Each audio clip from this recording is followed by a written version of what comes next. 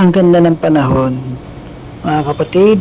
Tayo ngayon ay papasok sa ating hanapbuhay. At kami ay sinundo. Punta po kami doon sa site na aming ginagawa ng aming pong mural.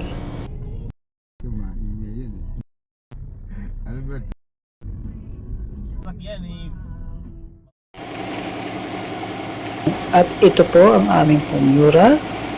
Ayan, follow, like, and share lang po mga kapatid sa mga naisunda ng aking journey sa pagmamural, pagpapainting. At ngayon, may bago tayong project.